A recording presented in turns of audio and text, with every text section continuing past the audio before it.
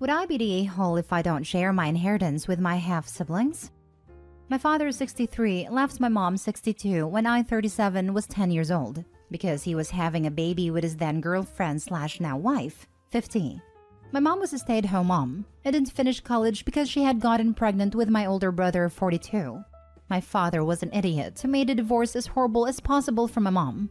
We ended up moving in with my paternal grandparents. He was their only child, and they were disappointed in him. They helped my mom go back to school, and once she finished school, she wanted to pay them back, but they wouldn't let her. They also basically disowned my father. He was invited over for Thanksgiving and Christmas, but that was about it. They did love their other grandchildren, though. They always provided gifts and contributed to their education. My grandmother passed away a few years ago from breast cancer, and my grandfather passed away last year from complications related to COVID, and he left everything to my brother and I. It wasn't a huge estate, and it's not life-changing money because both my brother and I are well established in our careers. They left my father $500, and a lawyer explained that it was a way of avoiding him being able to challenge the will. They also left each of my half-siblings $10,000. My brother and I each got over $100,000. My grandfather said that since my brother and I had grown up without a father by his choice, but his other children had, then he felt this was fair. He also left my mom his house and some money. She had been taking care of them for a long time and they never stopped thinking of her as a daughter. My father approached my brother and I recently, saying that his other kids are struggling with their finances and that we should split everything with them since we really don't need the money. He also tried to get my mom to renounce her inheritance, but she just laughed in his face and asked for all the child support he owed. I get that it's not my half-siblings' fault, but they had a dad to take care of them growing up, and we didn't. So neither my brother and I agreed to share. Now my father, his wife, and all my half-siblings are calling us a-holes for being so greedy and not helping them through the hard time they are going through. Am I the a-hole? Edit. Yes, $100,000 is a lot of money. When I said it wasn't life-changing, I meant that I would still have to work for a living and we would still have to save from retirement. Now for the top comments. Not the a-hole. You know that your sperm donor isn't going to leave you or your brother anything when he does. Your grandmother and grandfather loved you and wanted to help you guys. And I'm glad your mom had their support. They sound like wonderful people. They were. My grandfather taught us more about being men than my father ever did. And my mom was in the hospice with my grandmother when she passed away. They loved each other very much. Think about it this way, OP. Your father wasn't only physically present for his younger children, he was financially present too. Every dollar that should have gone to child support for your brother and you was kept by him to raise his other kids. In that way, you've already given your half-siblings tens of thousands of dollars that were rightfully yours. Your grandparents were righting a historic wrong with their own money, even though the wrong was not theirs. It was both fair and thoughtful of them to do. I'm sorry for your loss. This is a very good way to look at it. According to an article in the Washington Post, the average annual cost of caring for a child in the US is $17,000. It checked out when you were 10. Even if you allow for part of that $17,000 a year being your mom's share of the costs of raising you, when considering the $10,000 gift to the half-siblings, seems like you broke pretty even. Not the a-hole. You don't owe your half-siblings anything. This is your grandparents trying to do right by you after failing to raise a son that would. Your grandparents sound like wonderful people, and I'm sorry for your loss. Thank you. This money was an apology from your grandfather that the kid raised turned out so lousy. Half-siblings don't deserve anything more than they already got from the grandfather. Also, you know for sure that if the situation was reversed, none of them would give you a dime. Next story. Am I the a-hole for not giving my sister back to my dad? I, 28 female, have a pretty messed up family dynamic. I'm the oldest of 5. Then there's my little sister, Jenna, 16 female. Then 2 boys, 14 and 12. Then another girl, 9. Our mom blatantly favors the younger 3. I moved out when Jenna was 4, but I've always babysat her. She slept over at least one weekend a month, and we talked every day. Both boys have a learning disability and anger issues. The youngest girl is just a brat, and I don't speak to any of them. My mom enables all of them. Then there's my dad. He's spineless, but he is sympathetic to Jenna. Around 18 months ago, my dad called and asked if I could take Jenna, then 14, for a few months. He wanted to leave our mom and wanted her to be in a safe place.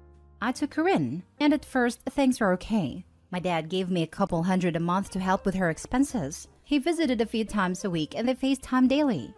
Over time, the visits became less and less, and the payment stopped. My dad hasn't seen Jen in 4 months and hasn't spoken to her in 2. He's also gotten into arguments with me about me moving Jenna to a school closer to me and openly judges my parenting. I was driving Jenna to a crappy school with 2 over 10 rating, 20 miles away every day, when there's a school with a 9 over 10 half a mile away. Jenna has been with me so long that I'm actually in the process of buying a bigger house for us. We're in a 2-bed, 1-bath, and we're moving to a 5-bed, 3-bath. A couple weeks ago, my dad called and told me he got a house and he wants Jenna back. He has custody of all of her siblings and bought a 2-bed, 2-bath condo 60 miles away from me. I've talked to Jenna and she doesn't want to go. She doesn't feel safe sharing a room with her siblings. She doesn't want to change schools, and she doesn't want to be 60 miles away from me. I told my dad that Jenna and I don't feel comfortable with her being so far from me and having to share a room with her younger siblings, so she's going to stay with me. He said that I can't do that, and she has to live with her parent, but she hasn't lived with him in a year and a half. She hasn't spoken to him in 2 months and hasn't seen him in 4. I'm going to court to have her stay with me, but my entire family, except Jenna of course, is against me. So I wanted to know if I was the a-hole. Not the a-hole. At 16, Jenna should have significant say in where and who she lives with. Your dad cannot claim you are unfit to care for her because you've been doing it for 2 years. His 2-bedroom condo is not big enough for the kids he has, since minimum is 1 room for boys, 1 for girls, and 1 for parents. I suspect he wants Jenna back so she can take care of her siblings, which is not her job. I was going to say exactly this. He wants her back so she can babysit the younger ones. You have a super strong case in court, and she should have a say in who is her caregiver. You're not the a-hole, and I'm so happy Jenna has you looking out for her. Not the a-hole, but he's also right. You can't do that. He's her parent and a parent legal guardian, and she was staying with you with his permission. You need to talk to a lawyer ASAP if you want to dispute it. I do have a feeling that you're being biased by your poor opinion of your family and kind of stuck in the attitude that it's you and her against them. The fact that there would be 4 kids, boys and girls, sharing a bedroom would look pretty bad if it came in front of a judge. And her wanting to stay with you and him asking you to take her in the first place would look good, but the laws on this vary a lot. And some judges just wouldn't care. If he's as spineless as you think, he might just cave rather than going through another custody battle. But if he reports her as a runaway, you're likely to have a knock at your door and a police car to drive her home. I am her legal guardian. Not the a-hole. Lawyer up. At the very least, a consult with a lawyer that practices family law. Save receipts, proof of supporting a dependent. Bank statements, proof of you paying for all her expenses. If your dad did deposits, point out how he pretty much stopped. Letters from teachers. Establish a link to stability. Possibly get old school records of her grades improved.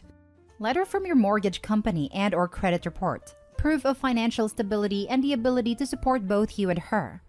Dates of FaceTime, texts, emails, and phone calls of both of your conversations with him. It shows your story is not just word of mouth, and a decline in communication and what his plans are.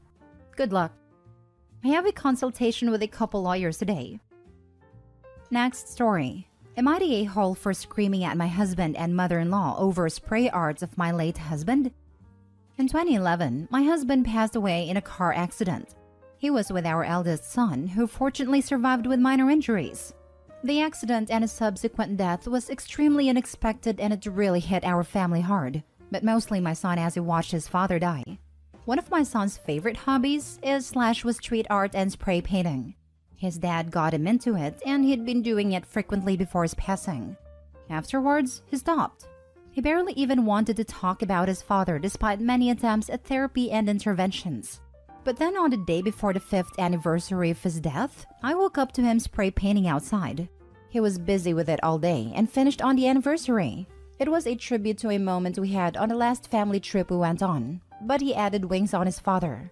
He never spoke about it after that and hasn't sprayed painted again either to my knowledge. I met my husband in 2019 and we married last year. He moved in with us with his daughter and everyone's been getting along.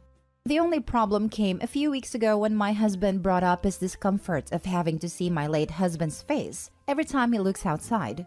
I explained to him that I understood how he felt, but in the end of the day, my late husband wasn't just a husband. but a father, and the artwork was done by our child as part of his own grieving process. He wasn't happy, but seemed to accept it. Yesterday, I was having a very stressful day for a plethora of reasons that I won't bore you with. The point is that, when I got home, I was already on edge. My mother-in-law was home and made a comment about how inappropriate it was to have an ex's face plastered outside, as if it was the first time seeing it, but whatever. I told her I wasn't in the mood today, and she said something about me not having to not be in the mood today had I removed it when I decided to commit to another man. My husband also decided to chirp in to say he'd already tried talking to me about it, and that it was a waste of time. And that's where I lost it. I don't even remember what exactly I was saying, but I just started screaming and going off at them. Generally about how much it meant to my son/our family, and I didn't want to hear about this anymore. My husband apologized to me later, but also mentioned that I shouldn't have screamed at them like that though, and that it could have been handled better even though they were admittedly wrong. Am I the a-hole? Now for the top comments. Not the a-hole. And I'm sorry, did they label your husband who passed as an ex?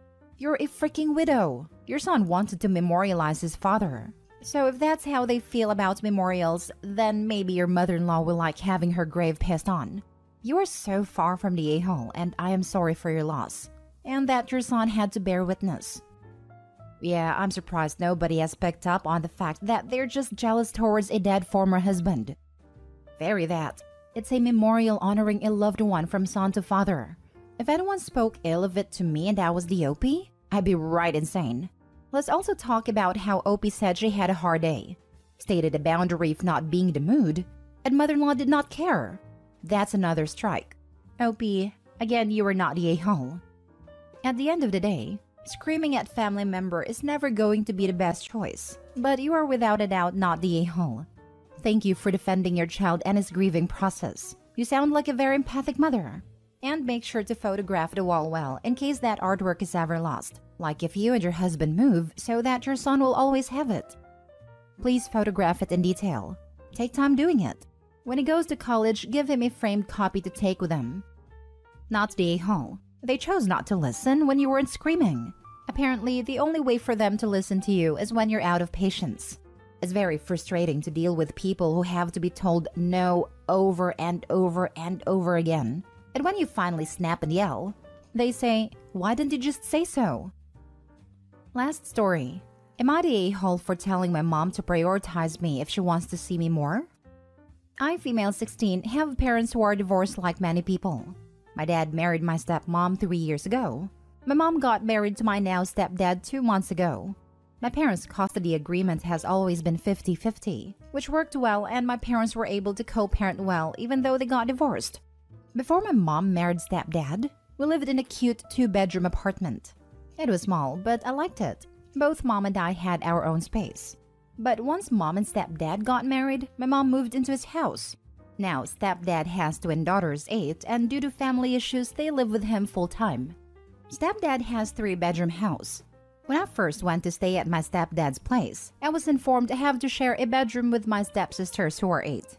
When I said I thought there were 3 bedrooms, I was told that the other room is my stepdad's man cave. I was willing to try staying in a room with the twins, and I tried for a whole month. It just didn't work. They go to bed earlier than me, and I have no privacy, which is nice to have as a teen girl. I asked my stepdad if we could make the other room as a bedroom for me, and he just said he needed a space. So, I told my mom I'm going to start staying more with my dad. I visit mom 3 to 4 times a week. I go over to my mom's on weekdays when I get off of school and stay over there until 10:30 p.m.